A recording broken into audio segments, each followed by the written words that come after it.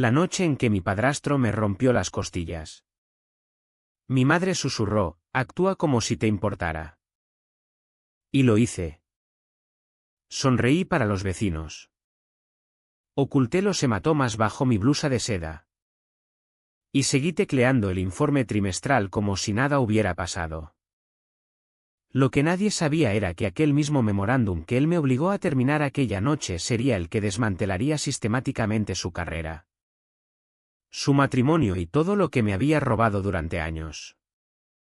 Me llamo Clara Navarro. Tengo 33 años y mi trabajo consiste en detectar la podredumbre. Como especialista en cumplimiento normativo de valor a energía. En la zona de las 4 Torres de Madrid. Paso mis días revisando libros mayores digitales e informes de gastos. Buscando esos patrones silenciosos e insidiosos que delatan una irregularidad. Vivo y respiro la lógica estéril de las hojas de cálculo. El lenguaje inequívoco de las normativas. Mi mundo es el del orden. De reglas que, cuando se cumplen, crean un ecosistema predecible y seguro. Es una ficción a la que me aferro. Sobre todo cuando estoy en casa. Aquella noche. La casa estaba en silencio salvo por el zumbido suave del aire acondicionado y el clic rítmico de mi teclado. Trabajaba desde mi pequeño despacho doméstico. Una habitación de invitados reconvertida que aún olía levemente a los saquitos de lavanda de mi abuela. En la pantalla tenía un memorándum que se había convertido en mi obsesión durante las últimas 72 horas. Estaba dirigido al Comité de Auditoría Interna de Valora. Un relato seco y factual de discrepancias significativas en gastos que provenían del departamento del director financiero. Facturas de proveedores falsificadas de sociedades pantalla. Viajes personales de lujo a Marbella codificados como reuniones con clientes externos. Cenas en restaurantes con estrella Michelin disfrazadas de almuerzos de equipo para departamentos que ni existían. Cada partida era un clavo. Y yo los estaba clavando meticulosamente en un ataúd de pruebas. El trabajo era absorbente. Preciso. Lo había cruzado todo, registros de transferencias bancarias. Direcciones IP desde las que se enviaron las facturas. Incluso los datos de GPS de los coches de empresa. Era un tapiz hermoso y feo de codicia corporativa. Y yo solo estaba añadiendo los últimos hilos en el borde de mis 2 monitores. El pequeño icono rojo del software de reuniones de la compañía seguía activo. Me había olvidado de cerrarlo después de la última llamada con el equipo jurídico de Barcelona. Parpadeaba con paciencia. Un ojo diminuto y olvidado en la esquina de mi mundo digital. Su función de grabación aún activada desde la sesión. El primer sonido que rompió mi concentración fue el crujido violento de neumáticos sobre la grava del camino de entrada. Era el todoterreno de Enrique. No debía volver hasta dentro de horas. Un frío y familiar pavor se enroscó en mi estómago, apretando sus garras alrededor de mis órganos. Oí el portazo del coche con fuerza suficiente para hacer temblar las ventanas. Luego la puerta principal se abrió de golpe, chocando contra la pared interior. Pasos pesados e inseguros retumbaron por la casa. Cada uno una vibración de violencia inminente. Mis dedos se congelaron sobre el teclado. La respiración se me quedó atrapada en el pecho. Debería haber cerrado el portátil. Debería haber huido. Pero el memorándum no estaba terminado. Los datos estaban todos allí. Pero la narrativa. La parte que conectaba los puntos para los miembros del consejo que no tenían tiempo de leer las notas a pie de página. Solo estaba a medio hacer. La puerta de mi despacho se abrió de par en par. Enrique estaba allí. Enmarcado en el umbral. Su cuerpo grande parecía absorber todo el aire de la habitación. Era un hombre corpulento. De hombros anchos. con una cara que se había hinchado y enrojecido por años de ira y whisky caro. El olor de la bebida le salía en oleadas. Un aroma agrio y empalagoso que yo asociaba con el dolor. Sus ojos, pequeños y oscuros, estaban clavados en mí, ardiendo con una furia ebria y paranoica. «¿Sigues jugando con tus numeritos?», balbuceó. Su voz un gruñido bajo. Dio un paso tambaleante hacia adentro, agarrando un pesado vaso de cristal medio lleno de líquido ámbar. «¿Crees que eres mucho más lista que todos? ¿Más lista que yo?». No era una pregunta. Era una acusación que llevaba lanzándome de una forma u otra desde los 5 años que llevaba casado con mi madre. Mi educación. Mi trabajo. Mi tranquila autosuficiencia. Lo veía todo como un juicio personal a su propia mediocridad. «Enrique. Solo estoy terminando un poco de trabajo», dije, manteniendo la voz perfectamente neutra. Era una habilidad que había perfeccionado, el tono calmado y conciliador de un experto en desactivación de bombas. Cualquier inflexión, cualquier indicio de miedo o desafío sería la chispa. «¿Trabajo?». Escupió la palabra como si fuera veneno. «Te pasas la noche aquí sentada tecleando en esa maldita máquina. Mirando por encima del hombro al resto. Mirándome por encima del hombro a mí». Dio otro paso y todo mi cuerpo se tensó. Mi atención se centró en el portátil. Era propiedad de la empresa. Pero también era el trabajo de mi vida. Mi escape. Y ahora mi única arma. Mis manos flotaron protectoras sobre él. «¿Crees que no sé lo que estás haciendo?», gritó, la voz quebrándose. «¿Crees que soy idiota?». Antes de que pudiera responder, lanzó el vaso. Me encogí, girando la cabeza mientras se estrellaba contra la pared justo detrás de mi hombro. Una lluvia de whisky y fragmentos brillantes de cristal cayó sobre mi escritorio, algunos patinando sobre el teclado. El olor acre del licor era abrumador. Mi instinto me gritaba que corriera, pero mi cuerpo estaba paralizado por una parte fría y calculadora de mi cerebro. El memorándum.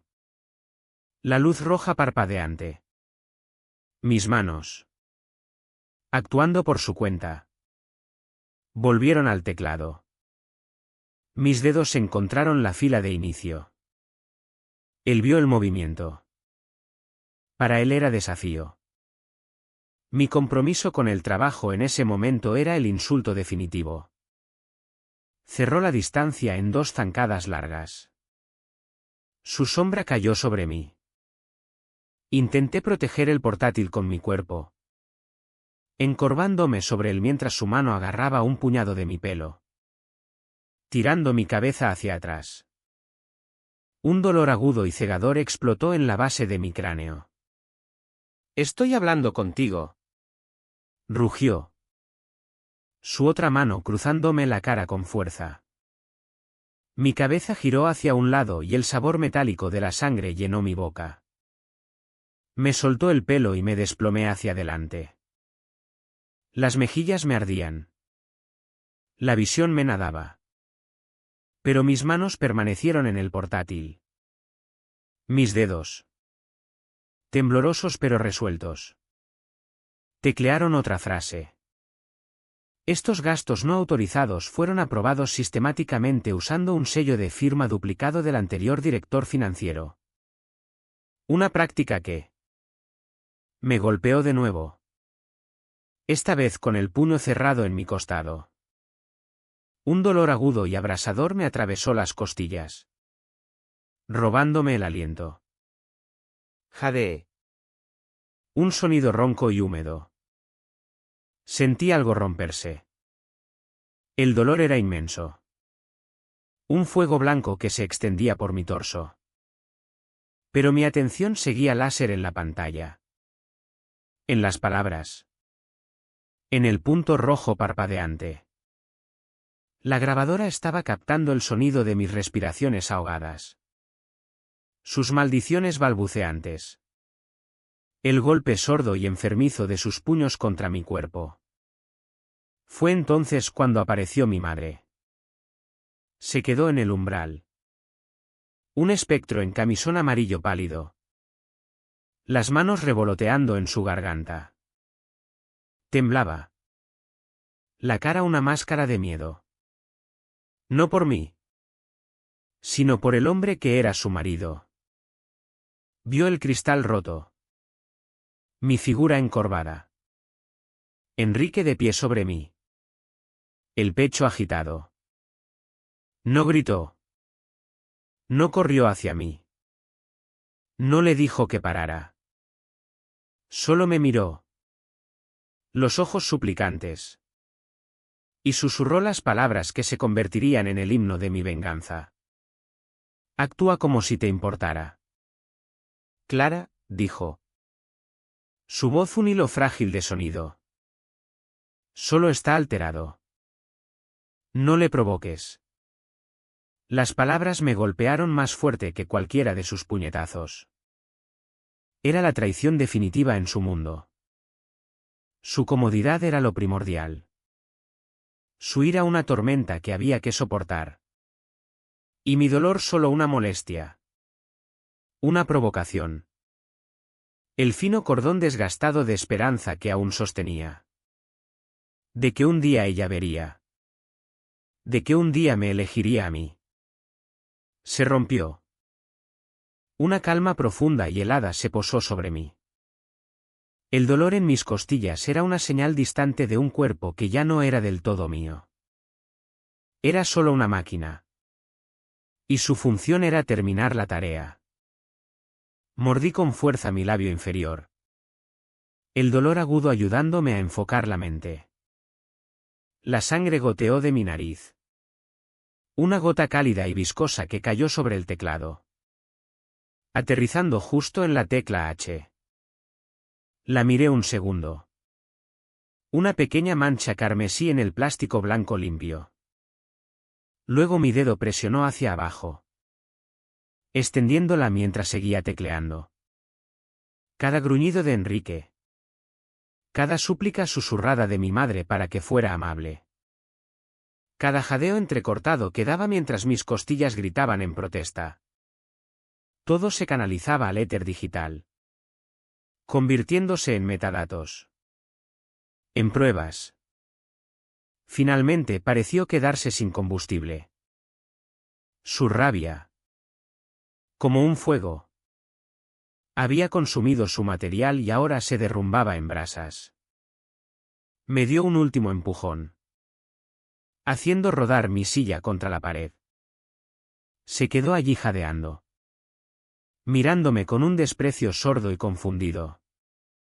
Limpia este desastre, masculló, gesticulando vagamente hacia el cristal roto antes de girarse y salir tambaleándose de la habitación. Mi madre se quedó un segundo. Los ojos llenos de una mezcla miserable de lástima y reproche. Antes de correr tras él. La casa volvió a quedar en silencio. Salvo por mi respiración superficial y dolorosa. Me quedé allí un largo momento. El mundo un borrón acuoso de dolor y adrenalina. Lentamente. Con cuidado. Moví el ratón. Mi mano temblaba. Pero mis movimientos eran precisos. Llevé el cursor a la parte superior de la pantalla. Hice clic en archivo. Luego guardar. Apareció un cuadro de diálogo. Tecleé el nombre del archivo. Cada pulsación una declaración de guerra, conciliación-gastos-revisión-interna, docx. Era el camuflaje perfecto. Un título corporativo aburrido para un documento que ahora contenía el sonido del alma de un hombre pudriéndose en tiempo real. Nadie que viera ese nombre de archivo en un directorio adivinaría jamás su contenido. No sabrían que incrustada dentro de las líneas estériles sobre irregularidades financieras había una grabación de audio de alta fidelidad de una agresión violenta. Un testimonio de su brutalidad. No sabrían que la prueba de sus delitos corporativos estaba ahora inextricablemente unida a la prueba de sus delitos personales. Él me había obligado a terminar el memorándum que lo arruinaría. Y en el proceso me había entregado la única prueba que nadie podría refutar nunca, su propia voz. Pillado en el acto intentando romperme. La mañana fue un ejercicio de construcción cuidadosa. Cada movimiento era deliberado. Una negociación con el dolor abrasador que irradiaba de mis costillas. Respirar era lo peor. Cada inhalación un recordatorio agudo. Un estilete deslizándose entre los huesos. Me planté delante del espejo en la luz pálida del amanecer y evalué los daños. Un moretón feo y morado se extendía por mi pómulo y uno más oscuro se formaba a lo largo de la mandíbula. Mi labio estaba partido. Prueba física. Pero en el mundo en el que yo me movía. El mundo fuera de esa casa. Esa clase de pruebas no significaban nada sin una narrativa que nadie quería oír. Así que construí una nueva. Empecé con una capa de corrector de color. Un compuesto espeso parecido a la arcilla que sentía como barro en mi piel. Luego vino la base. Mezclada meticulosamente para borrar el campo de batalla de la noche anterior. Elegí mi armadura para el día, una blusa de seda crujiente de cuello alto en un tono gris perla apagado. Era profesional. Elegante y, lo más importante, cubría las marcas tenues de dedos en mi cuello. Me peiné el cabello para que cayera estratégicamente sobre el lado de la cara. Cuando terminé. Clara Navarro. La especialista en cumplimiento competente e imperturbable. Me devolvía la mirada desde el espejo. La otra mujer. La que había sangrado sobre su teclado. Estaba encerrada en lo más profundo. El toque final fue la sonrisa, una ligera curva agradable de los labios que no llegaba a los ojos. Era la pieza más importante del disfraz. Salí de casa antes de que ninguno de los dos despertara. El trayecto hasta la Torre Valora en el Paseo de la Castellana fue un borrón de tráfico matutino de Madrid. Mantuve la radio apagada. El silencio en el coche. Un entorno estéril en el que procesar. No sentía miedo. No sentía ira. Sentía una extraña y hueca claridad. La que llega después de que una fiebre alta baje. El mundo parecía más nítido. Sus colores más saturados. Sus peligros más definidos. La oficina fue una inmersión inmediata en una realidad diferente. El aire climatizado silencioso. El aroma de café caro y tóner de fotocopiadora. El zumbido bajo e industrioso de cientos de personas haciendo funcionar una corporación. Era un mundo de reglas. De procesos. De entradas y salidas predecibles. Era el mundo en el que yo destacaba. Noche dura. ¿Clara? Me preguntó Marcos del departamento de contabilidad al pasar por su cubículo. Señaló mi taza de café. Esa es la segunda y ni siquiera son las 9. Solo migraña, dije. Desplegando la sonrisa. Ya sabes cómo es con los cambios de presión. Cuéntame, simpatizó. Volviendo ya a su pantalla. Verás. Fácil. La gente solo ve la superficie que les presentas. Mi mentira practicada era más cómoda para todos que la verdad irregular y complicada. Me instalé en mi escritorio. La vista panorámica de la ciudad desde la planta 28 no hacía nada por calmar el nudo en mi estómago. Pasé por los movimientos de empezar el día, iniciar sesión. Revisar el calendario. Clasificar mi bandeja de entrada en carpetas de prioridad. Todo en piloto automático. Una secuencia de memoria muscular que permitía a mi mente correr en otra parte. Y entonces lo vi, un correo de recursos humanos. Marcado como alta prioridad. Enviado a todos los empleados de Valora. El asunto era un anuncio corporativo inocuo, nombramiento interino de director financiero. Mi corazón dio un vuelco doloroso contra mis costillas magulladas. El anterior director financiero. Un hombre llamado Arturo Kensington. Había anunciado su jubilación inmediata por razones de salud personal la semana pasada. Era su departamento el que yo estaba investigando. Su sello de firma el que se había usado en las facturas fraudulentas. Abrí el correo. Mis ojos escanearon la jerga corporativa. Nos complace anunciar gran experiencia transición fluida, antes de aterrizar en el nombre, Enrique Ramos. El nombre vibró en la pantalla. El aire en mis pulmones se convirtió en hielo. Por un momento. Toda la oficina pareció desaparecer. El zumbido ambiental se desvaneció en un silencio ensordecedor. Y el único sonido era el tamborileo frenético y aterrado de mi propio corazón. Él ya no era solo mi padrastro. Ya no era solo el monstruo que vivía en la casa de mi madre. Estaba aquí. Había irrumpido en las paredes de mi santuario. La escena del crimen que yo estaba documentando meticulosamente desde fuera.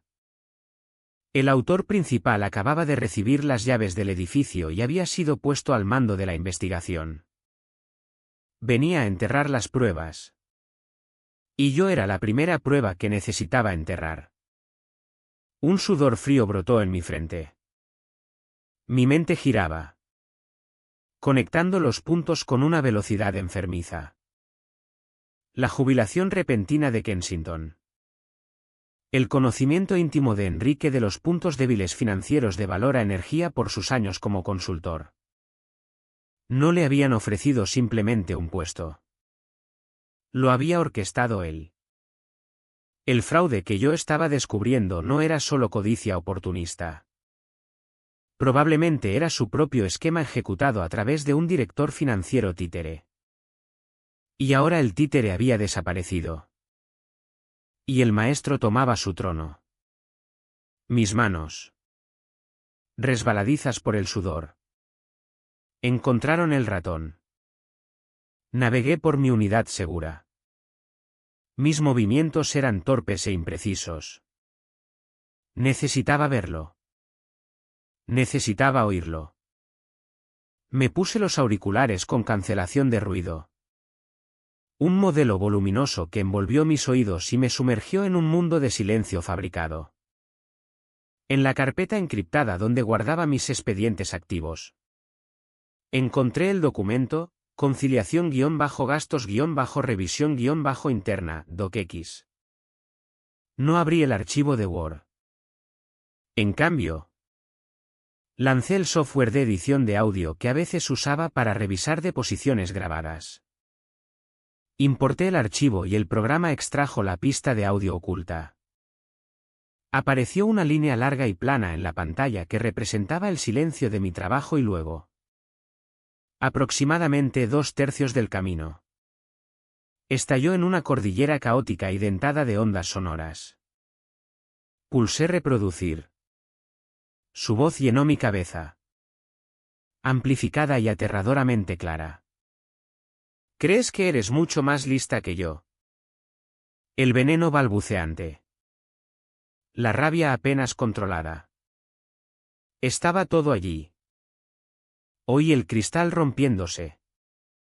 El sonido tan agudo y preciso que me encogí en la silla.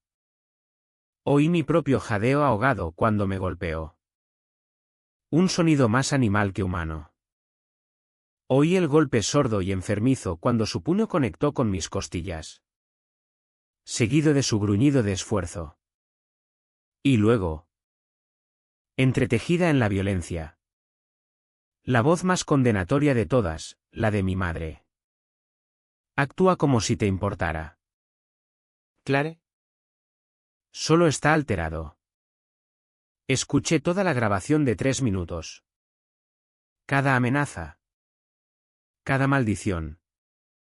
Cada gemido. Era un registro perfecto. Prístino y con marca de tiempo de su barbarie. Cuando terminó, me quedé en el silencio profundo de mis auriculares. El ritmo plácido y profesional de la oficina completamente ajeno a mi alrededor. Y en ese silencio, un único pensamiento lúcido surgió a la superficie de mi mente. Tan afilado y claro como un fragmento de cristal. Si me quedo callada, moriré. No sería una muerte rápida. Lo haría lentamente.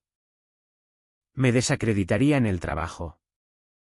Me pintaría como incompetente. Inestable. Usaría su nuevo poder como director financiero para que me despidieran. ¿Y en casa? Con mi madre como cómplice voluntaria. La violencia se escalaría hasta que no quedara nada de mí para luchar. Me borraría profesional y personalmente. Si hablo, el archivo de audio no era solo prueba de agresión. Estaba capturado dentro de un documento que investigaba fraude corporativo. Los dos ahora estaban fusionados. Inseparables. Revelar uno era revelar el otro. El memorándum era un pacto suicida. Y él había sido quien firmó nuestros dos nombres. La naturaleza binaria de la elección me serenó. El pánico retrocedió. Sustituido por una resolución fría y dura. Esto era un problema de cumplimiento. Había una vulnerabilidad en el sistema y había que parchearla. Enrique era la vulnerabilidad. Mis manos temblorosas se volvieron firmes. Me quité los auriculares. Abrí el documento. Esta vez el archivo de texto.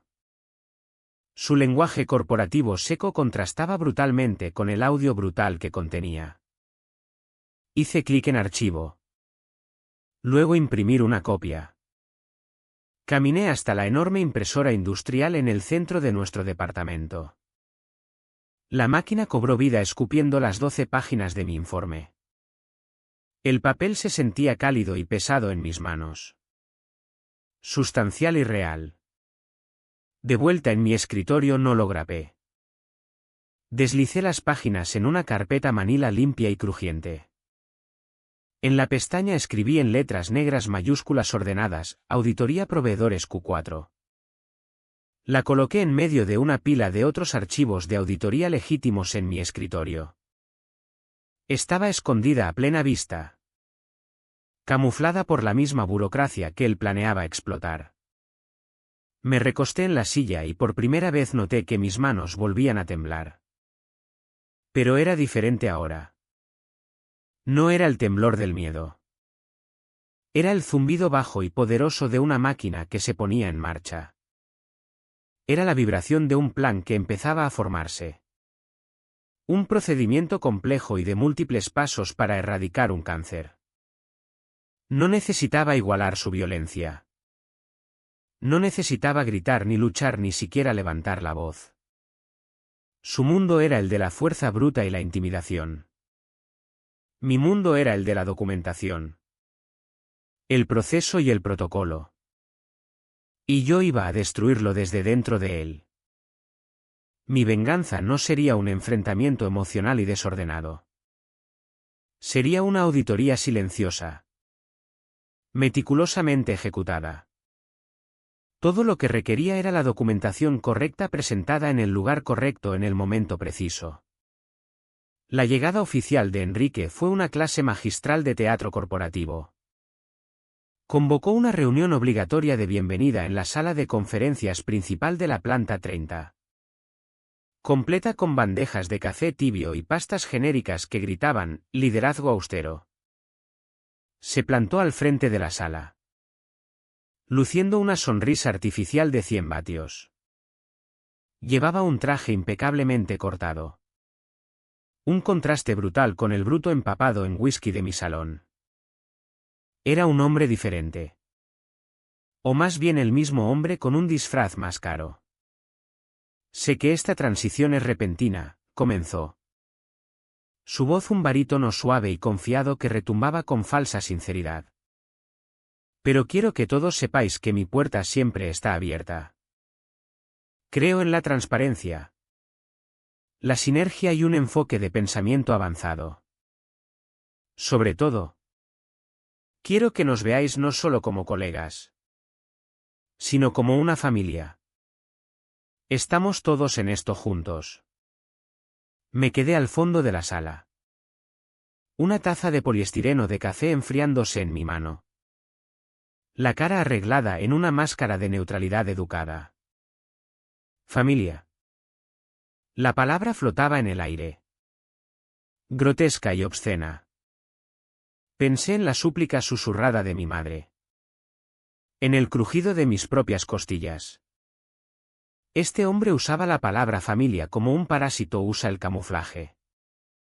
Una forma de bajar las defensas de su huésped antes de alimentarse. El resto de la sala aplaudió educadamente. Yo simplemente observé. Mi mente una bóveda fría y silenciosa. Comparando esta actuación pulida con el archivo de audio crudo almacenado en mi unidad encriptada. Aquella misma tarde. Su nueva asistente ejecutiva me convocó. Su despacho estaba en la planta superior. Una suite de esquina con vistas que se extendían hasta la sierra. Era el antiguo despacho de Kensington. Pero Enrique ya había empezado a infestarlo con su propia personalidad. Un juego de palos de golf apoyado contra la pared y una licorera de cristal de whisky sobre el aparador. Estaba sentado detrás de un enorme escritorio de caoba. Pareciendo como si hubiera nacido allí. No me dijo que me sentara. Clara, dijo. Sin levantar la vista de un expediente en su escritorio. Pronunció mi nombre con una familiaridad escalofriante. Un recordatorio de que nuestra relación se extendía más allá de estos muros corporativos sagrados. Este memorándum que preparaste para el comité de auditoría. Deslizó la copia impresa sobre el escritorio. Era la versión original. La que yo había terminado con su sangre en mi teclado. Estaba cubierta de tinta roja. Sus tachaduras y círculos furiosos y decisivos. Es buen trabajo, dijo. Una afirmación que también era un despido. Minucioso. Un poco demasiado minucioso. Quizás hayas marcado algunas prácticas contables heredadas que, aunque poco convencionales, son perfectamente normales durante una reestructuración departamental. Suena alarmista. Podría crear fricciones. Finalmente levantó la vista. Sus ojos clavándome. No quedaba rastro del monstruo ebrio.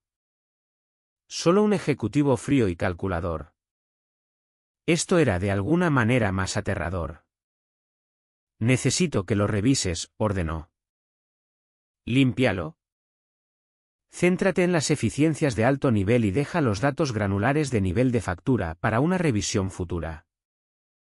No queremos asustar al Consejo con lo que son esencialmente discrepancias menores de contabilidad. Llamémoslas artefactos de conciliación. Me estaba diciendo que enterrara mi propia investigación. Que tomara mi caso meticulosamente construido y lo despojara de partes. Dejando solo una cáscara vacía que alabara el mismo departamento que él estaba saqueando activamente. Me estaba probando. Afirmando su nuevo dominio. Por supuesto. Enrique, dije. Mi voz sin traicionar nada. Me pongo con ello ahora mismo. ¿Tienes una fecha límite en mente? Preguntó. Sonriendo débilmente. Ayer. No era una broma. Tomé el documento marcado y volví a mi escritorio. Mi columna vertebral recta como una vara. Todo el camino fue una actuación. Podía sentir los ojos de mis compañeros sobre mí. Los susurros ya empezando. El nuevo director financiero ya se reúne con cumplimiento. Me senté y empecé a hacer exactamente lo que me pedía. Fue un acto de cumplimiento malicioso. Creé un nuevo documento, conciliación-gastos-interna-V2-aprobado-CFO docx. En esta versión transcribí fielmente sus cambios. Eliminé las secciones condenatorias sobre sociedades pantalla. Reescribí los párrafos sobre viajes ejecutivos y reencuadré los millones en fondos desaparecidos como gastos generales no asignados pendientes de reasignación estratégica. Convertí una acusación prosecutoria en un informe corporativo blanco. Fue una obra maestra de ficción colaborativa. Pero por cada cambio que hacía en la versión saneada, añadía una anotación detallada correspondiente en el archivo original, que ahora renombré conciliación-gastos-maestro. Este archivo maestro con la grabación de audio prístina aún anidada en sus metadatos. Lo guardé en 3 ubicaciones separadas, una unidad USB encriptada que llevaba en la cartera, una cuenta de almacenamiento en la nube personal bajo un nombre falso y una partición aislada en mi máquina local invisible para los rastreadores de red de la empresa. Estaba creando un Horrocrux digital. Él podía destruir la versión que veía. Pero el alma de la prueba era inmortal y dispersa. Entonces empezó mi verdadero trabajo. La trampa no necesitaba ser colocada con un solo floreo dramático, sino con una serie de acciones silenciosas, burocráticas y completamente negables. No podía simplemente filtrar el memorándum. Eso se rastrearía hasta mí en minutos. Tenía que hacer que el memorándum fuera parte del sistema. Tenía que hacer que la propia empresa lo descubriera. Abrí mi correo. Mi primer objetivo fue Jaime de Logística. Jaime era un fanático de los procesos. Un hombre que vivía y moría por el diagrama de flujo. Adjunté el archivo maestro, el que tenía el audio, a un nuevo correo. Asunto: prueba nuevo protocolo de transferencia de archivos. Urgente. Hola Jaime.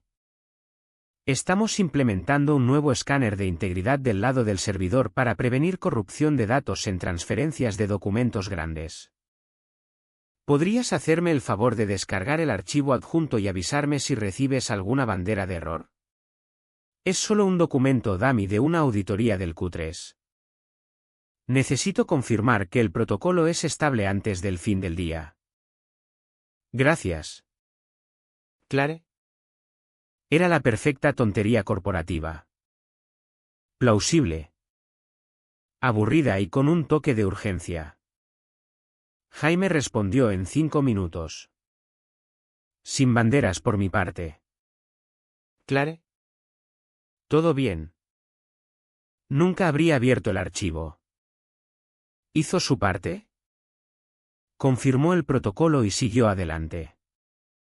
Pero lo que realmente había hecho era crear un registro de servidor inmutable que mostraba que, y conciliación-gastos-maestro, docx, había sido transferido y recibido con éxito por el jefe de logística en esa fecha.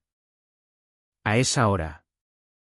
Era mi primer testigo involuntario.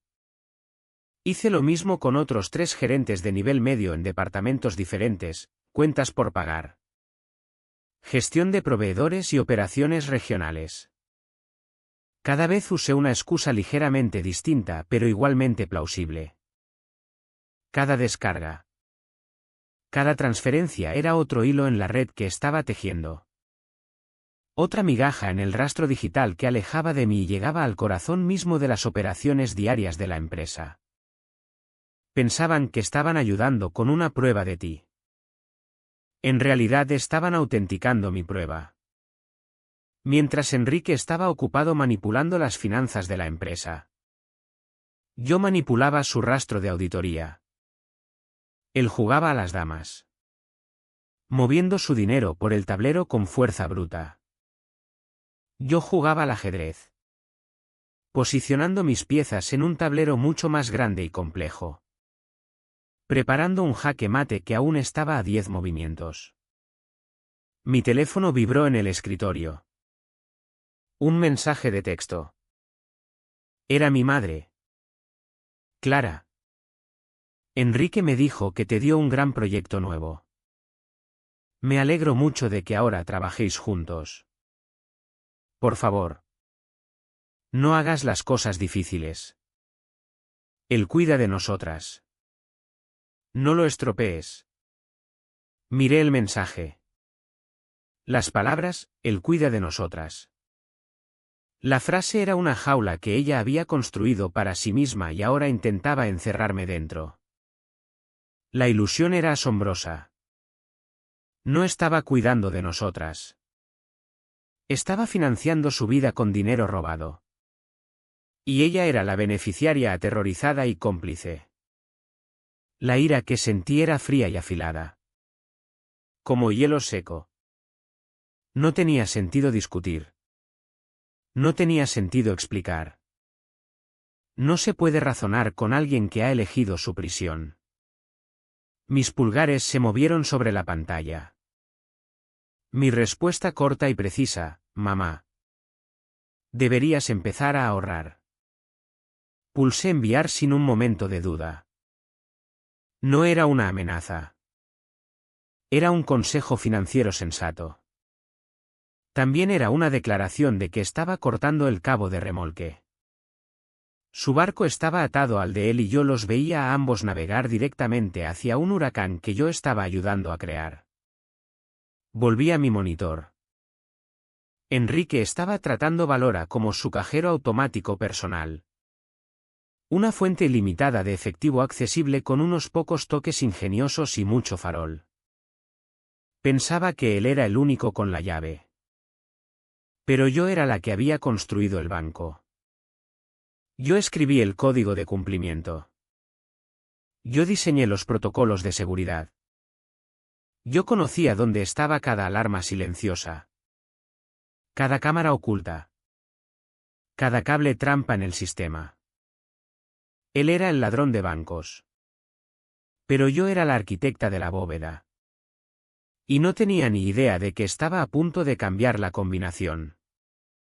La citación llegó un martes por la mañana. No como una llamada dramática, sino de la forma fría y eficiente de la guerra corporativa, una invitación de calendario de la asistente ejecutiva de Elena Vargas, la consejera general de Valora. Elena tenía fama de precisión quirúrgica y cero tolerancia a la ambigüedad. El título de la reunión era simplemente, consultas sobre informes de gastos. No había otros asistentes listados además de ella y yo. La adrenalina que me recorrió no era miedo, sino el zumbido eléctrico agudo de una línea de alta tensión que se conecta. El juego empezaba. Pasé la siguiente hora preparando mi actuación. Entré en la sala de conferencias del departamento jurídico en la planta 40. Pareciendo exactamente como debía, competente. Pero ligeramente agobiada. Llevaba una carpeta llena de impresiones. Un accesorio para parecer que intentaba controlar un lío confuso de datos. Mi cara era una máscara cuidadosamente construida de preocupación profesional. Elena Vargas estaba sentada a la cabecera de una larga mesa pulida que reflejaba el skyline de Madrid como un espejo oscuro. Tenía poco más de 50 años. Con ojos inteligentes y afilados que no se perdían nada. Clara. Gracias por venir, dijo. Su voz nítida y sin calor. He estado revisando los resúmenes preliminares de auditoría interna y veo un patrón de duplicaciones de gastos que provienen de la oficina del director financiero. Son pequeñas, pero frecuentes. ¿Puedes explicarme tu análisis? Era mi señal. Fingí un momento de leve confusión. abriendo mi carpeta y revolviendo papeles como si buscara la página correcta. Sí. Por supuesto. Elena, empecé. Mi voz con un tono sincero y ligeramente abrumado. Es un conjunto de datos complejo. El problema parece provenir de un problema de integración de software heredado. Cuando el señor Kensington se fue, algunas de sus aprobaciones automáticas de gastos parecen haberse quedado en un bucle, creando entradas fantasma. He estado intentando conciliarlas, pero los datos son ruidosos. Proyecté una hoja de cálculo en la pantalla grande. Eran datos. Pero eran datos curados. Mostraban el problema con la suficiente claridad como para alarmar, pero lo bastante desordenados como para apoyar mi narrativa de un fallo técnico en lugar de fraude metódico. Le estaba dando el humo, pero ocultando cuidadosamente la ubicación del incendio. ¿El señor Ramos está al tanto de esto?, preguntó. Su mirada inquebrantable. Sí, dije, mirándola directamente a los ojos. Era una mentira crítica envuelta en una capa de verdad. Ha estado dirigiendo personalmente el esfuerzo de limpieza. Me pidió que consolidara mis hallazgos en un memorándum revisado que enmarque esto como un problema de sistemas para evitar cualquier alarma indebida con el Consejo. La expresión de Elena no cambió, pero vi un destello de algo en sus ojos. Una abogada como ella reconocería instantáneamente el lenguaje de control de daños. Un director financiero dirigiendo personalmente una limpieza de cumplimiento era una bandera roja. Entiendo, dijo lentamente. Por favor, envía ese memorándum revisado a mi oficina antes del final del día. Quiero un registro completo de tus hallazgos y las directrices del director financiero. Por supuesto, dije, recogiendo mi carpeta con una muestra de alivio obediente. Volví a mi escritorio, el corazón latiéndome contra las costillas, pero mis manos perfectamente firmes. Mi primer objetivo estaba completo. Había plantado la semilla de la duda y establecido una razón legítima para presentar un informe. Abrí mi correo y adjunté formalmente el documento. Enrique había editado personalmente la versión saneada y desarmada de mi investigación, conciliación-revisión-interna-V2-aprobado-CFO docx. Lo envié a Elena Vargas copiando a su consejera junior. Un acto público de obediencia perfectamente documentada. Aquella noche esperé hasta que la oficina se convirtió en una ciudad fantasma. El vasto plano de planta salpicado solo de unas pocas almas diligentes trabajando hasta tarde bajo el resplandor de sus monitores. El equipo de limpieza hacía sus rondas silenciosas. En el anonimato del edificio casi vacío, navegué hasta el portal de denuncias de Valora. Era una plataforma ética de terceros diseñada intencionadamente para ser estéril y poco acogedora. Una cabina de confesionario digital que prometía anonimato. La mayoría de los empleados pensaban que era un agujero negro. Creían que las presentaciones eran revisadas por recursos humanos y enterradas en silencio. Pero yo había ayudado a escribir el protocolo de cumplimiento para él. Sabía que cualquier presentación marcada como riesgo crítico de integridad financiera se colocaba automáticamente en un depósito digital de 14 días. Su contenido oculto a todos los administradores internos. Al final de los 14 días, si no se resolvía y cerraba formalmente por un oficial de cumplimiento específico, mi rol se escalaba automáticamente e irreversiblemente a todo el comité de auditoría externo y al director independiente principal del consejo. Abrí el formulario de presentación. En el cuadro de texto anónimo tecleé un mensaje simple y escalofriante al comité de auditoría. Se está perpetrando y ocultando un esquema significativo y continuo de fraude financiero por parte del director financiero interino Enrique Ramos. La prueba tanto de los delitos financieros como de una ocultación coordinada se encuentra en el archivo maestro adjunto. Este archivo también contiene metadatos que prueban una mala conducta ética y personal grave que constituye una responsabilidad mayor para esta corporación. Escalar inmediatamente. Luego hice clic en Adjuntar archivo. Seleccioné conciliación-gastos-maestro, docx. El archivo con todo, los datos originales sin editar. Mis anotaciones y la grabación de audio de alta fidelidad de mi agresión. Vi cómo la barra de progreso se llenaba. Cuando terminó, hice clic en enviar. Apareció una pequeña marca verde en la pantalla. Estaba hecho. El reloj estaba en marcha.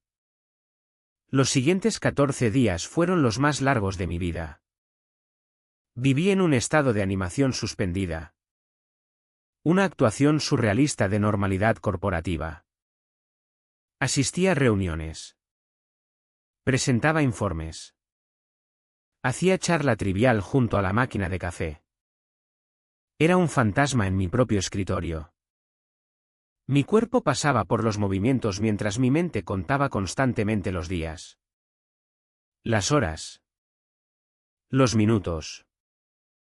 Era una empleada modelo, callada. Diligente y completamente anodina.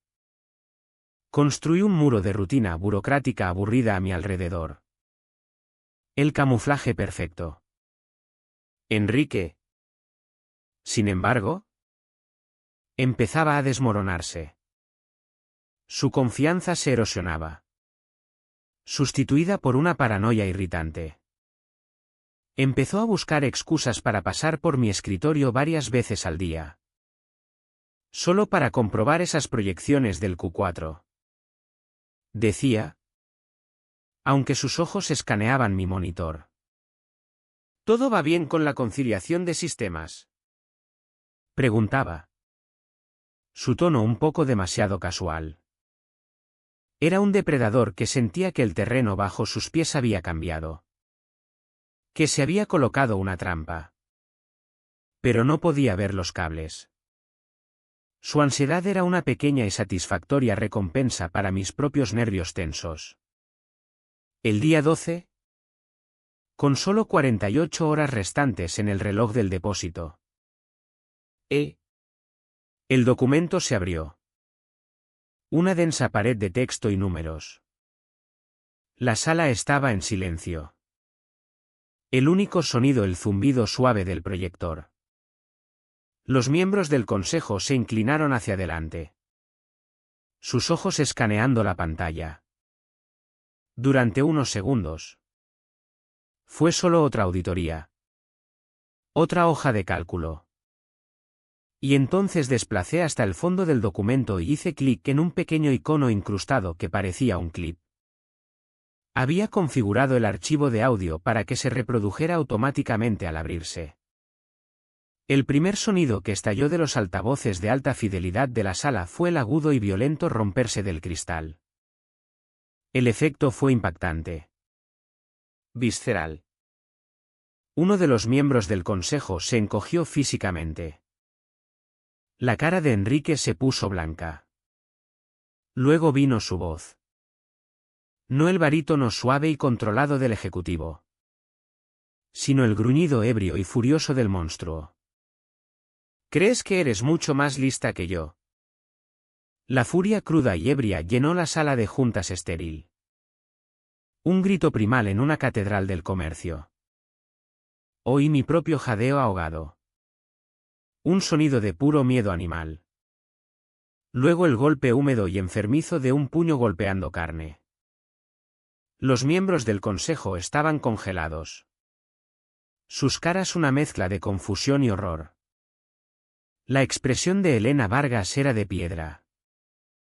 Las manos de Marcos Delgado estaban planas sobre la mesa. Los nudillos blancos. Enrique parecía haberse convertido en piedra. Su boca ligeramente abierta. La piel de un color grisáceo pastoso. Sus ojos muy abiertos. Saltando de la pantalla a las caras alrededor de la mesa. Viendo solo su propio reflejo en sus expresiones impactadas. Y entonces la línea final condenatoria del audio. Su voz cortando el ruido. Una orden clara y sobria en medio del caos. Borra eso. Estúpida. Las palabras flotaron en el aire. Una orden explícita de manipular la misma prueba que ahora revisaban. Era el puente que conectaba los dos delitos. El personal y el corporativo. Fusionándolos en un acto innegable de corrupción y depravación. Un silencio absoluto descendió sobre la sala. El archivo de audio terminó. El único sonido era el susurro tenue del aire acondicionado. Cada persona en aquella mesa. Cada titán de la industria. Cada poderoso abogado. Giró lentamente la cabeza y miró fijamente a Enrique Ramos. Ya no era un colega. Era un espécimen.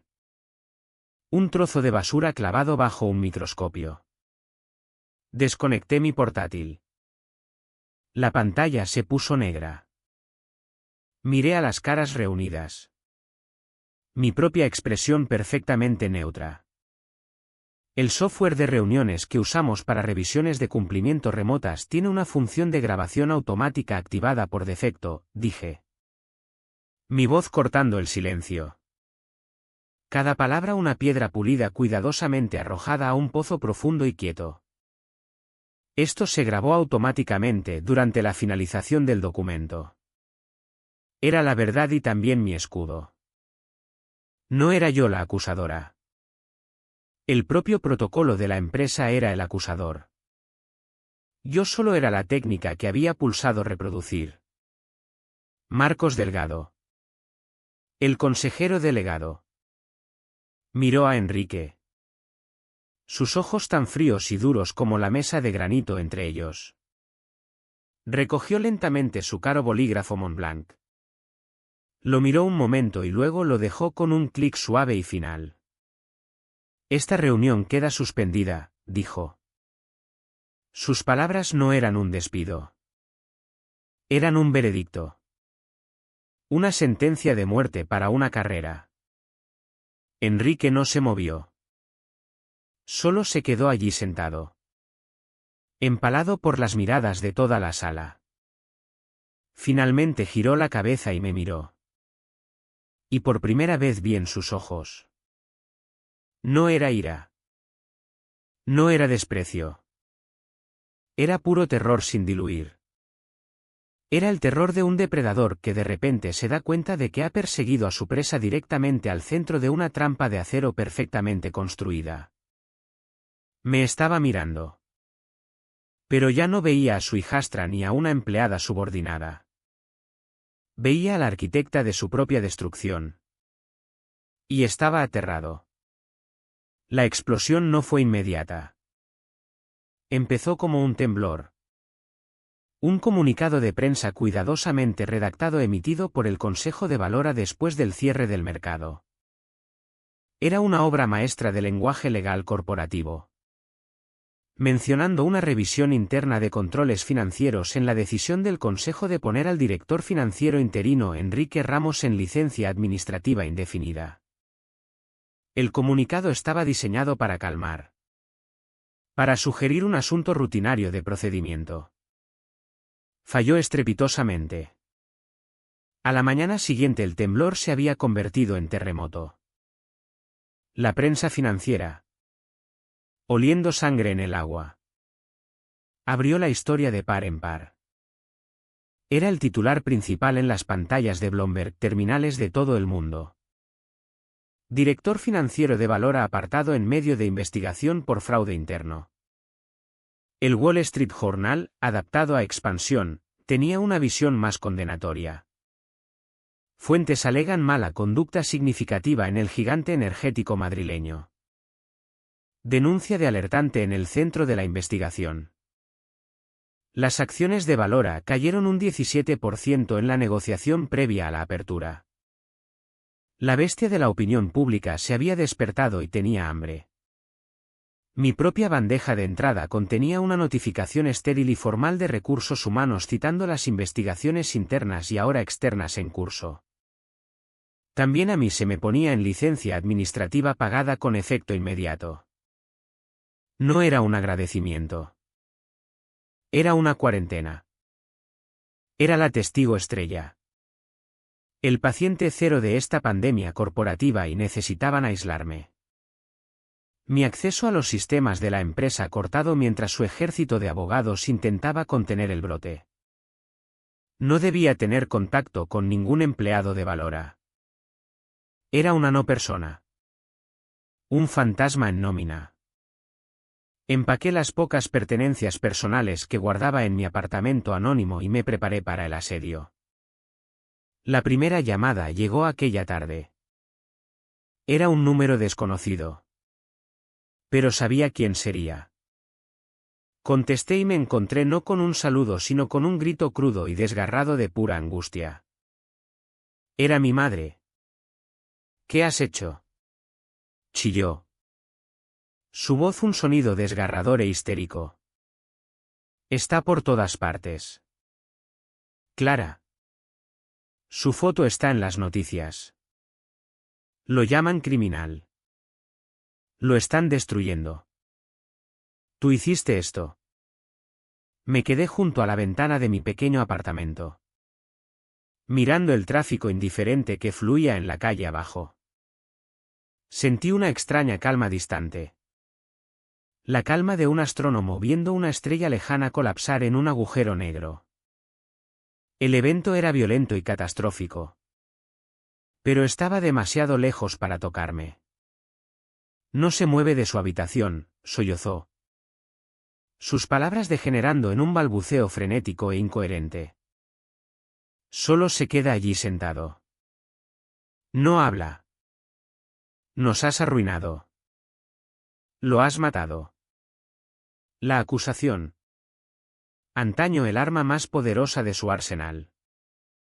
Ahora parecía patética. Era un berrinche infantil ante una avalancha. No, dije. Mi voz baja. Desprovista de ira o lástima. Era simplemente una declaración de hecho. Se lo hizo a sí mismo. Monstruo desagradecido, aulló. Después de todo lo que ha hecho por nosotras. Adiós. Mamá, dije. Y terminé la llamada. Luego. Con unos pocos toques simples en la pantalla. Bloqueé su número. No fue un acto dramático. Se sintió como una pieza simple y necesaria de mantenimiento personal.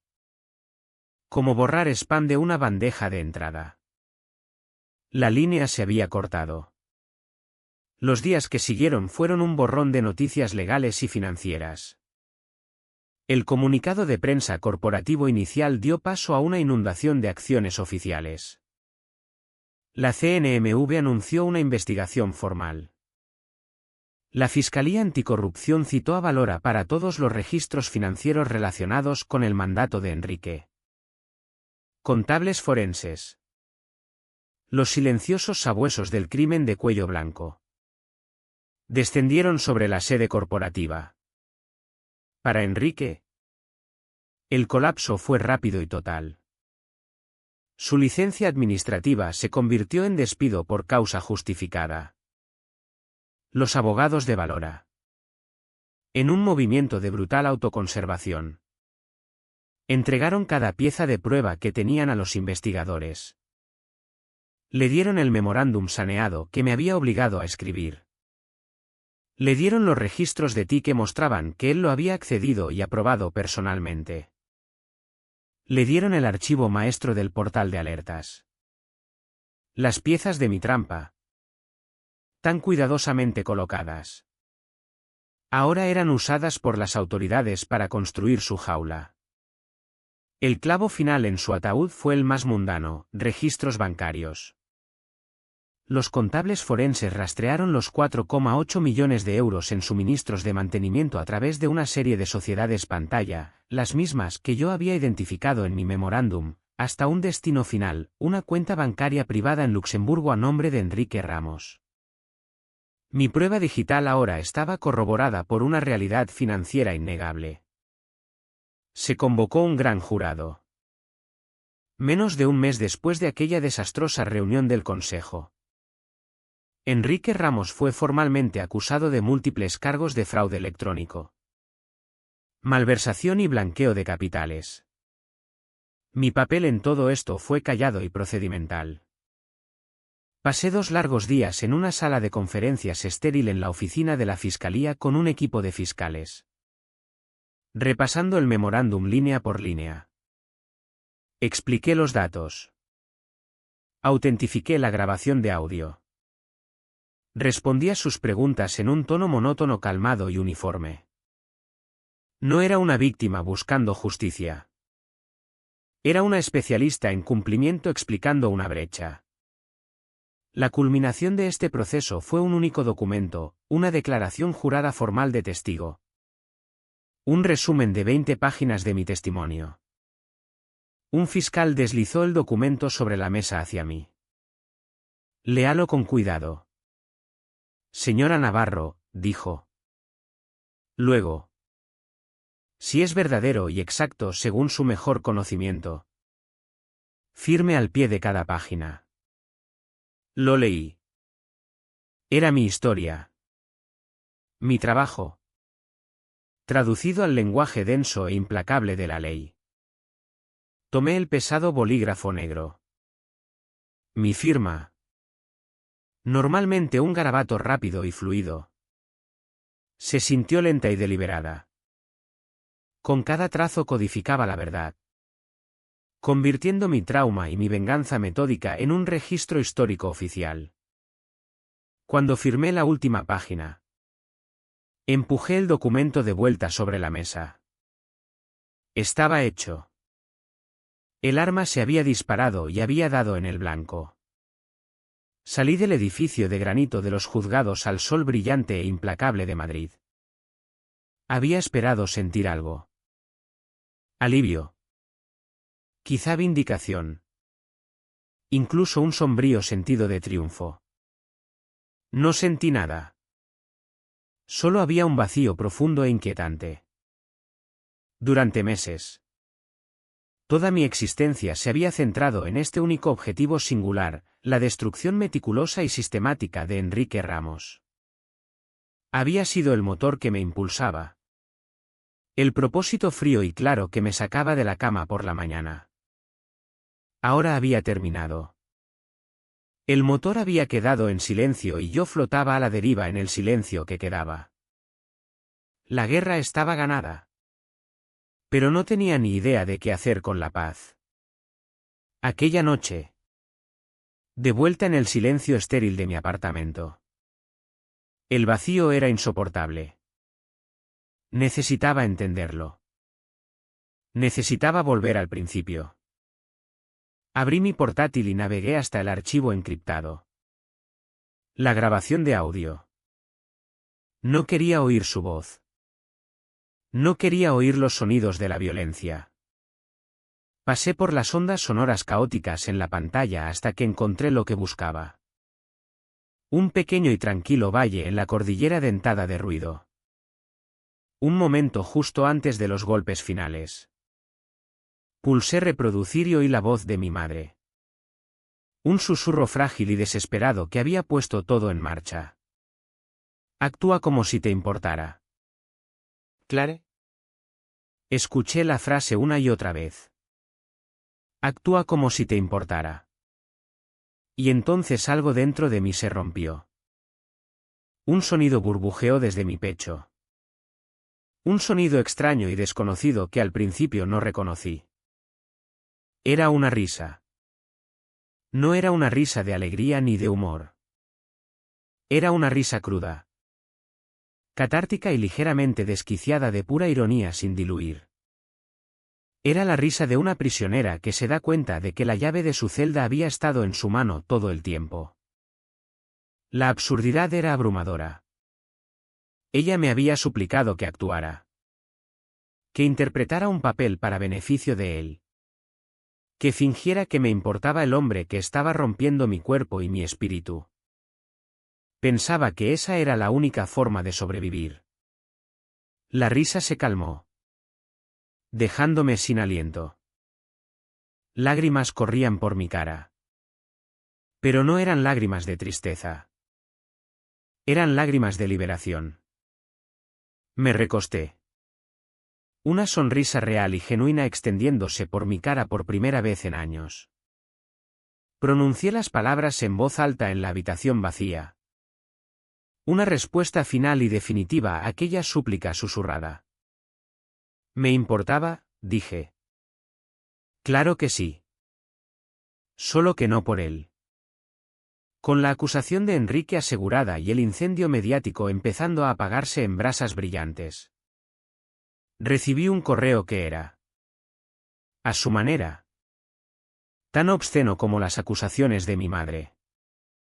Era del director de Recursos Humanos de Valora. Un hombre llamado David Serrano.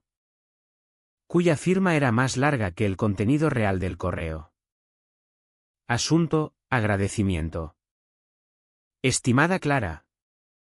En nombre de todo el equipo de liderazgo de Valora quiero extender nuestro sincero agradecimiento por tu valentía y transparencia durante lo que ha sido un periodo desafiante para la compañía. Tu compromiso con nuestros valores centrales de integridad y responsabilidad es un testimonio del carácter de nuestros empleados. Ahora avanzamos con un renovado enfoque en una cultura de cumplimiento y estamos seguros de que la compañía emergerá de esto más fuerte que nunca. Te deseamos lo mejor durante tu licencia continuada. Atentamente. David Serrano. Director de Recursos Humanos. Valora Energía.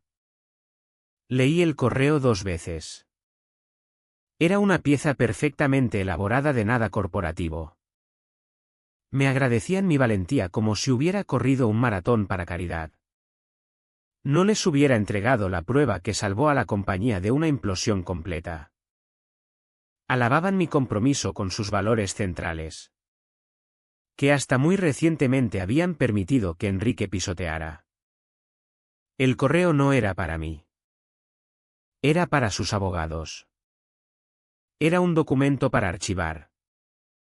Una casilla que marcar. Demostrando que la compañía había apreciado oficialmente al alertante. La licencia pagada se extendió de semanas a un mes. Luego 2. El mundo siguió adelante. Enrique estaba en libertad bajo fianza. Esperando un juicio que estaba a meses de distancia. Las acciones de Valora se habían estabilizado.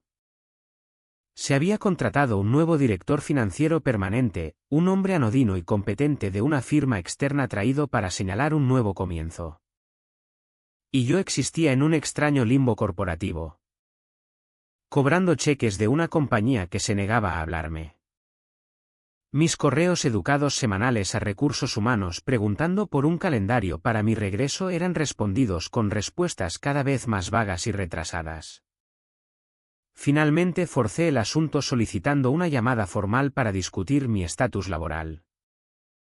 El propio David Serrano se puso al teléfono. Su voz tan suave y sintética como el plástico pulido del auricular. Clara. Qué gusto conectar, empezó con el falso calor de un director de funeraria. Escucha. Como puedes imaginar. Los eventos de los últimos meses han provocado una revisión estratégica significativa de nuestras estructuras internas. Estamos tomando esto como una oportunidad para realinear nuestras sinergias departamentales y reevaluar la plantilla en toda la organización. Escuché en silencio la cascada de eufemismos corporativos. Usó la palabra reestructuración 5 veces. Habló de redimensionamiento de la organización y optimización de nuestro capital humano.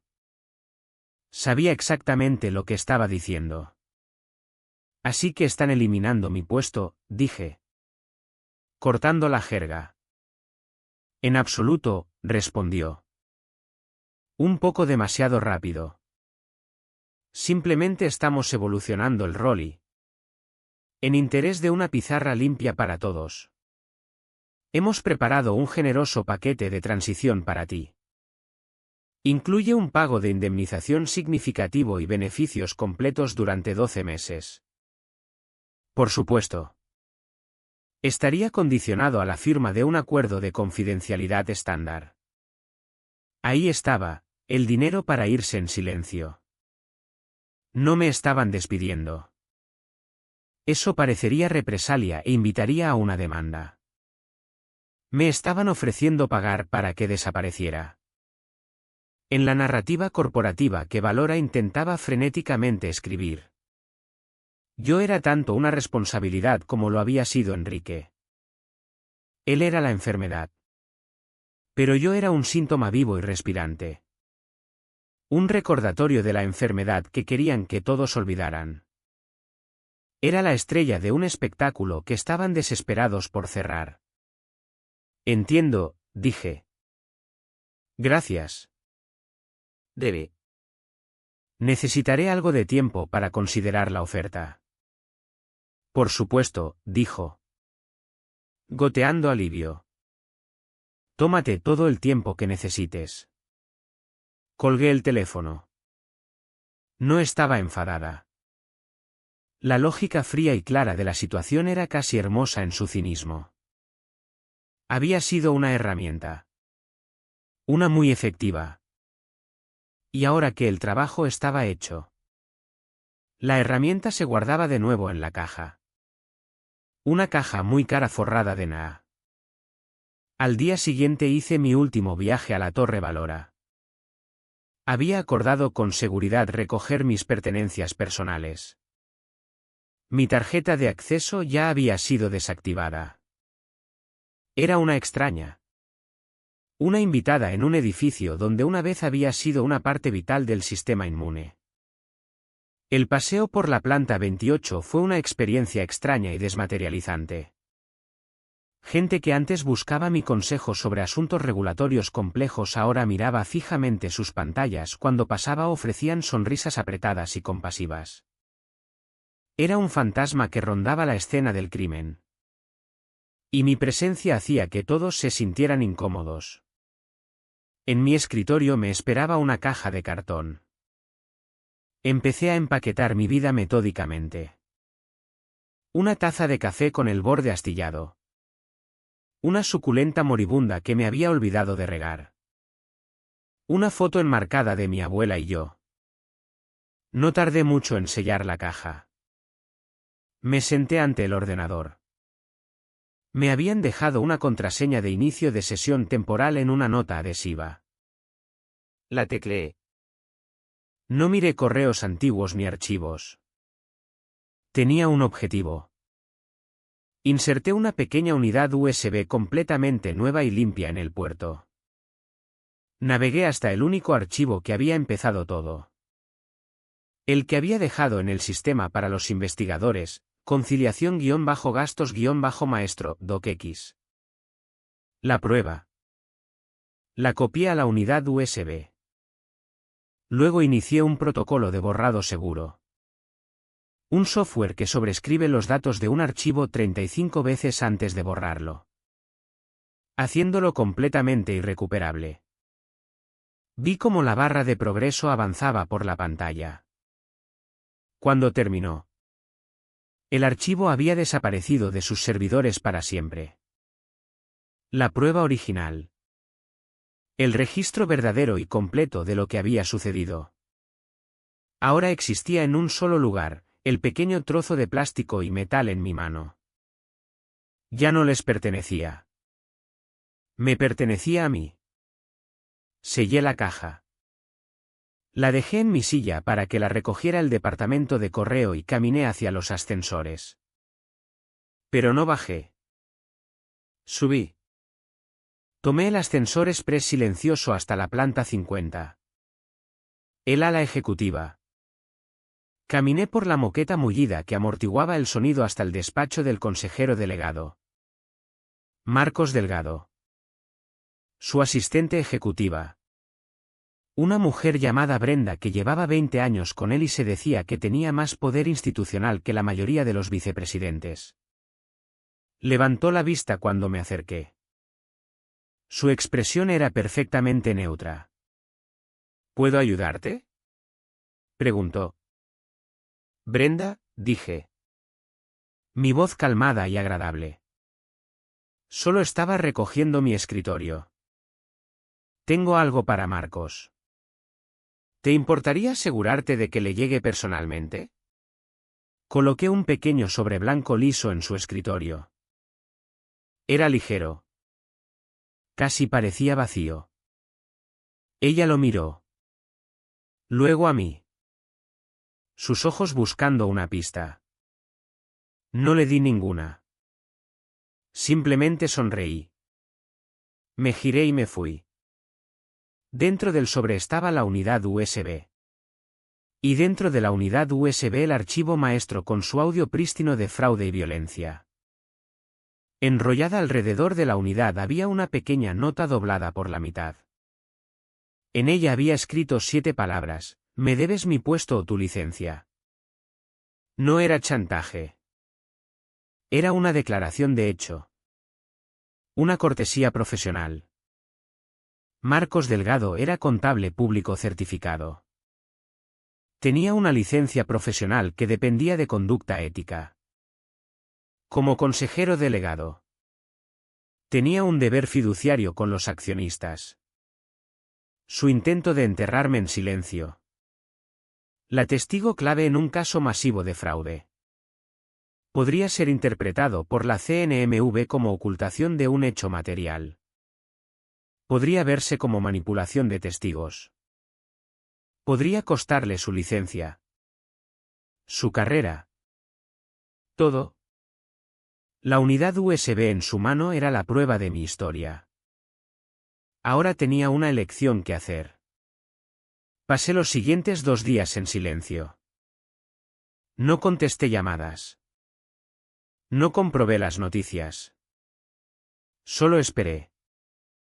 La llamada llegó la 3ª mañana. No era David Serrano de Recursos Humanos. Era Elena Vargas. Su voz era tan nítida y desprovista de emoción como lo había sido en la sala de juntas. No hubo disculpa. Ni preámbulo.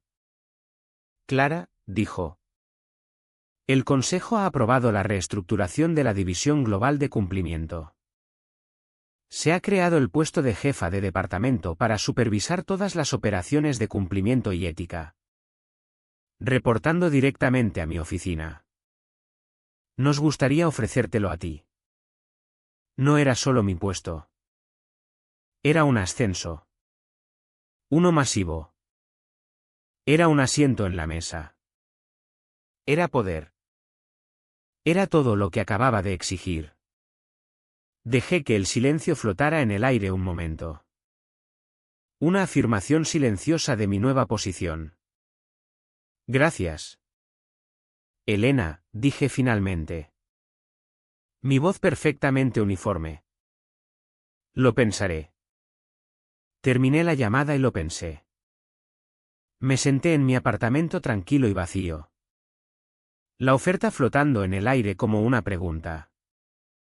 Y mientras pensaba en su oferta, abrí mi nuevo portátil y empecé a redactar un plan de negocio.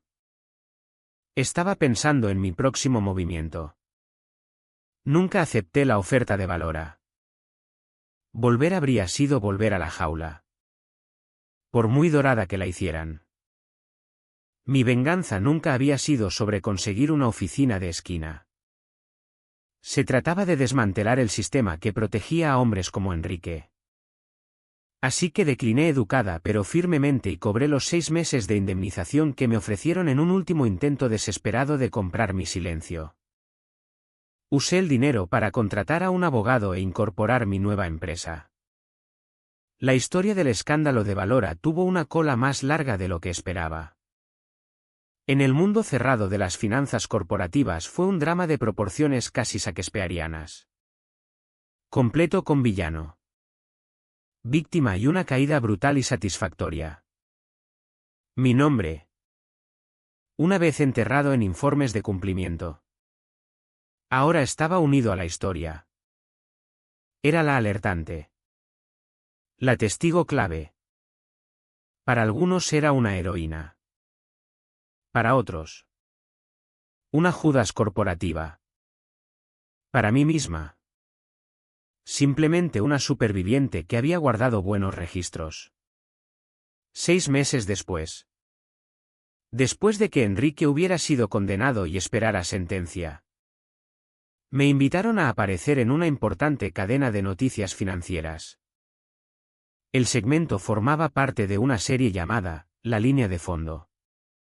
Presentada por una periodista famosa por su agudeza llamada Juliana Croft. El tema oficial era Mujeres. Ética y la nueva era de la transparencia corporativa. Era un título sanitizado y amigable para los medios, para lo que yo sabía que en realidad sería un intento de hacerme llorar en televisión nacional. El estudio era una nevera. El aire tan frío que parecía frágil. Las luces eran cegadoramente calientes. Creando una extraña contradicción sensorial que parecía diseñada para desequilibrarte. Una maquilladora había pasado 20 minutos aplicando capas de base en mi cara. Creando una máscara suave y perfecta que se sentía tan artificial como la sonrisa de Enrique en la sala de juntas. Me senté en una silla elegante e incómoda frente a Juliana. Ella era todo ángulos afilados e inteligencia aún más afilada. Sus ojos sosteniendo un brillo depredador. Veía las historias no como experiencias humanas sino como activos para explotar en ratings. La entrevista empezó de forma predecible. Hablamos de la importancia de controles internos robustos. Del rol de los departamentos de cumplimiento. De la necesidad de que los consejos tomen en serio las quejas éticas. Di las respuestas limpias y profesionales. Estaba calmada. Articulada y ligeramente aburrida. Podía ver un destello de decepción en sus ojos. No le estaba dando el drama que quería. Luego, a mitad del segmento, se inclinó hacia adelante. Su expresión cambiando de indagación periodística a simpatía íntima. Casi conspiradora. Fue un movimiento calculado diseñado para desarmarme. Clara, dijo. Su voz bajando a un tono más suave y serio. Has hablado tan elocuentemente sobre el lado profesional de esto. Pero los documentos judiciales, que ahora son de dominio público, aluden a una dimensión personal en esta historia. Pintan un cuadro de traición profunda y daño personal. Permanecí perfectamente inmóvil. Las manos descansando en mi regazo. No mordí el anzuelo. Ella insistió. Hay millones de personas viendo esto. Personas que quizá estén en situaciones donde se sienten impotentes. Atrapadas por gente que tiene poder sobre ellas. Profesional o personalmente. Si pudieras decir solo una cosa ahora mismo al hombre que te hizo tanto daño. ¿Qué sería? Ahí estaba. La pregunta diseñada para romperme. Quería lágrimas. Quería un sonido de la rabia o el dolor de una víctima. Quería una mujer despreciada. Las cámaras se cerraron sobre mi cara. Todo el estudio parecía contener la respiración. Podía sentir el peso de millones de espectadores inclinándose. Esperando el pago emocional. Miré lejos de Juliana. Miré directamente al objetivo oscuro e inamovible de la cámara principal. Pensé en Enrique. No en el hombre roto con mono de prisión. Sino en el monstruo furioso de mi despacho. Pensé en sus puños. Su voz. Su certeza absoluta de que podía romperme. Y luego pensé en la única cosa que había sacado de aquella experiencia. La única lección que me había salvado la vida. Mi voz. Cuando hablé. No era emocional. No era enfadada. Era tan calmada y clara como un trozo de hielo. Él me enseñó a documentar. El silencio en el estudio fue absoluto. Era una cosa física. Un vacío repentino que succionó todo el aire de la habitación. Vi al operador de cámara encogerse. Vi a Juliana Croft. Por primera vez en su carrera legendaria. Completamente muda. Su boca se abrió ligeramente. Pero no salieron palabras. La narrativa cuidadosamente construida de su segmento había sido descarrilada. Me había negado a interpretar el papel de víctima. Acababa de definirme como una alumna que había aprendido una lección valiosa. Aunque brutal. Antes de que pudiera recuperarse. Continué. Mi mirada aún fija en la cámara. Hablando ahora al público que ella había invocado. La impotencia prospera en el silencio y en la ausencia de prueba. La herramienta más poderosa que cualquiera en una posición vulnerable tiene es el registro. Un registro claro. Factual e irrefutable. Tenía su atención. Ahora no estaba hablando de mi dolor. Estaba ofreciendo una estrategia. El problema es que para la mayoría de la gente documentar no es seguro. No es fácil. Y temen. Con razón. Que su prueba sea descartada o usada en su contra. Ese es el sistema para el que estoy construyendo una solución. Juliana había recuperado la voz. Luchando por volver a encarrilar la entrevista. ¿Una solución? ¿Qué quieres decir?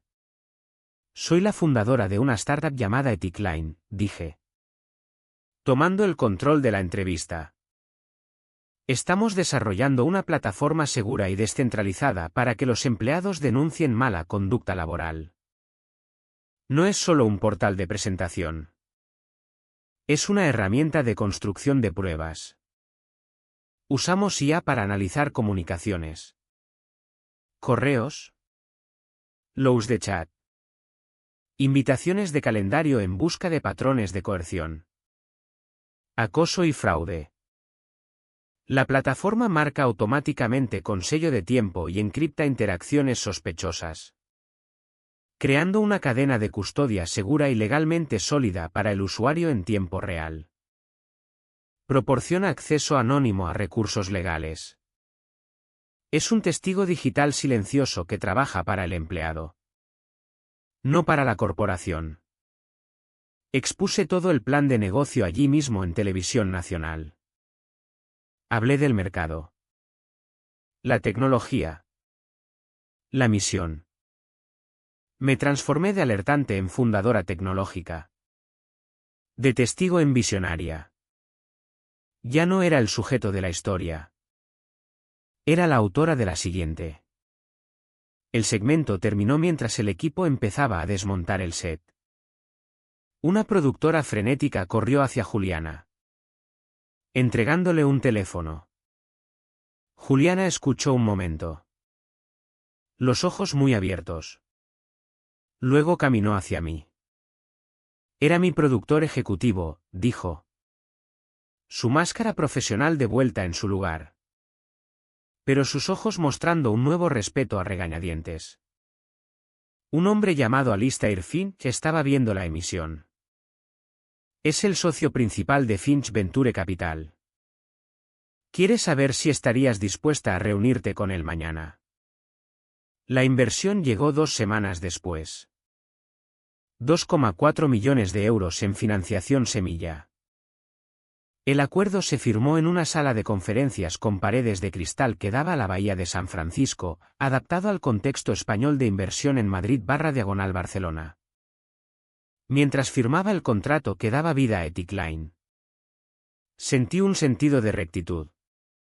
De un círculo que se cerraba. Enrique fue finalmente condenado a 15 años en una prisión federal. Su nombre se convirtió en un cuento con moraleja en las escuelas de negocios. Mi madre nunca me llamó de nuevo después de que bloqueara su número. Supe por un pariente lejano que se había mudado a Andalucía, intentando escapar de la sombra del apellido Ramos. Eran fantasmas ahora. Espectros de una vida que ya no me pertenecía. Mi nueva vida es de días largos y noches más largas. De construir un equipo. De codificar. De presentar a nuevos inversores. Es un mundo de teclados y pantallas. Igual que antes. Y a veces tarde en la noche. Cuando la oficina está en silencio y el único sonido es el clic suave de mi propio tecleo. Todavía puedo oír aquel susurro en el fondo de mi mente. Un eco de una habitación embrujada. Actúa como si te importara. Y sonrío para mí misma. Mis dedos sin detenerse nunca. Y susurro de vuelta al fantasma. ¿Ahora actúo? Mamá. 2 años pasaron. 2 años de jornadas de 18 horas. De cafeína y código. De construir algo de la nada. Ethic Line ya no era solo un plan de negocio que había esbozado en un momento de claridad desafiante. Era una entidad real y floreciente. Teníamos un equipo de 20 personas brillantes y dedicadas. Nuestro software estaba en pruebas beta con 3 empresas del IBEX 35. Estábamos haciendo una diferencia tangible. Creando el escudo que yo nunca tuve para gente que nunca conocería. Mi vida era mi trabajo y por primera vez se sentía como mía. El pasado se había convertido en un país lejano. Rara vez pensaba en Enrique o en mi madre. Eran puntos de datos históricos. La historia de origen de la persona en la que me había convertido. Pero ya no tenían poder emocional activo. Enrique era un número en el sistema localizador de reclusos de instituciones penitenciarias. Mi madre era un fantasma que yo había elegido exorcizar. Las cicatrices en mis costillas se habían desvanecido hacía tiempo hasta convertirse en líneas plateadas pálidas y la de mi cuello era un recuerdo tenue. Apenas visible. Que solo yo podía encontrar. La notificación llegó un martes por la mañana. No con un estruendo, sino con el suave tintineo electrónico de un correo entrante. Estaba en mi despacho. Un espacio minimalista con una pared de cristal que daba a nuestro espacio de trabajo abierto. Revisando una proyección presupuestaria trimestral. El correo era del sistema de notificaciones automatizado de la Fiscalía. Un servicio al que me había suscrito como víctima registrada en un caso federal. El asunto era crudo. Desprovisto de todo sentimiento, actualización respecto al recluso 73408279. Lo abrí. El mensaje eran solo unas pocas líneas de texto burocrático compuesto por una máquina para una máquina. Este correo es para informarle de que el estado de Enrique J. Ramos. Recluso 73408279. Ha sido actualizado a fecha de 4:37 hora peninsular. Estado, fallecido. Causa de la muerte, parada cardíaca. Esta es una notificación automatizada. No responda a este correo. Leí las palabras, fallecido parada cardíaca. Las leí de nuevo. Eran solo datos de entrada. Sentí mi propio corazón latiendo un ritmo calmado y constante en mi pecho. Sentí el calor de la taza de café en mis manos. Oí el murmullo distante de mi equipo colaborando en la oficina principal. El mundo no se detuvo. Las placas tectónicas de mi vida no se desplazaron. No hubo oleada de alegría. Ni ola de pena. Ni temblor de vindicación. No hubo nada. Era simplemente la entrada final en un libro mayor cerrado hacía tiempo. Un proyecto había alcanzado su estado final. La variable había sido anulada. Tomé un sorbo lento de mi café. Estaba tibio. Miré mi monitor. No el correo, sino más allá. Al salvapantallas que ahora giraba suavemente en la pantalla. Era el logo de Ethicline. Una estilizada que también formaba un escudo. Debajo. Nuestro lema de la empresa se desvanecía y reaparecía lentamente. La transparencia comienza donde termina el miedo. Era la declaración de tesis para mi nueva vida. Era la promesa que vendíamos al mundo. Era la verdad que yo había forjado en el fuego de la antigua. El miedo no había terminado para mí cuando lo encerraron. Había terminado en el momento en que elegí documentar. En el momento en que decidí que mi propio registro de la verdad era más poderoso que su violencia. Su muerte no era el final del miedo. Era solo un postdata. Mis dedos se movieron. Actuando por un impulso que no había formado conscientemente. Cerré la notificación del correo, arrastrándola a la papelera sin pensarlo 2 veces. Abrí mi unidad en la nube encriptada personal. Navegué a través de una serie de carpetas anidadas protegidas por contraseña hasta que lo encontré.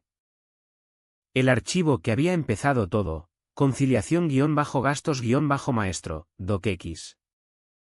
Dudé solo un segundo. Mi cursor flotando sobre el icono. Abrir este archivo era como visitar una tumba. Pero era una tumba que yo había cavado y ya no temía al fantasma que estaba enterrado allí. Hice doble clic. El documento se abrió. El texto denso y familiar. Las columnas ordenadas de gastos fraudulentos. El lenguaje preciso y condenatorio que yo había tecleado con costillas magulladas y labio sangrante. Era un fósil cristalino perfecto de mi propio terror. Miré las palabras y sentí un profundo sentido de distancia. Como si fuera una historiadora estudiando un artefacto de una civilización perdida y brutal. Podía apreciar su construcción. Podía entender su significado. Pero ya no podía sentir el calor del mundo en el que se forjó. Mis ojos fueron a la parte superior de la página. A la línea de asunto que yo había tecleado en una vida diferente, asunto, conciliación de gastos. Revisión interna. Era una mentira. Una pieza de camuflaje corporativo. Eso nunca había sido de lo que realmente trataba este documento. Era hora de darle su nombre propio. Resalté el texto. Las letras se volvieron azules. Esperando mi orden. Pulsé la tecla Supr. Las palabras desaparecieron. La línea quedó en blanco. Mis dedos firmes y seguros se movieron sobre el teclado. Tecleé 2 palabras nuevas. Asunto, cierre. Se sentía correcto. Se sentía final. Era la recategorización de mi propia historia. Este archivo ya no era un arma. Ya no era una prueba. Era un monumento a una guerra que había terminado. Moví el ratón y hice clic en el pequeño icono morado de guardar. El disco giró una fracción de segundo. El cambio se hizo permanente. El archivo se cerró. La luz azul-blanca fría del monitor iluminaba mi cara. Capté mi reflejo en la pantalla oscura. Una imagen pálida y fantasmal. La luz atrapaba el tenue rastro plateado de la cicatriz en mi cuello. Una pequeña imperfección en la superficie del cristal. Un recordatorio. Un recibo de un precio que había pagado en su totalidad. Lentamente. Deliberadamente. Moví mi cursor a la esquina de la pantalla y pulsé el botón de apagado. El mundo digital en la pantalla se colapsó sobre sí mismo. Los logos e iconos parpadeando hasta desaparecer hasta que solo quedó el negro profundo y silencioso. Me recosté en la silla. El cuero suave crujiendo en la habitación silenciosa. Miré la pantalla en blanco. El espejo de mi propio mundo tranquilo y contenido. Y susurré las palabras en el silencio. Una respuesta final a una pregunta muerta hace tiempo. Un informe final a un público de uno. ¿Querías que actuara? Dije. ¿Lo hice?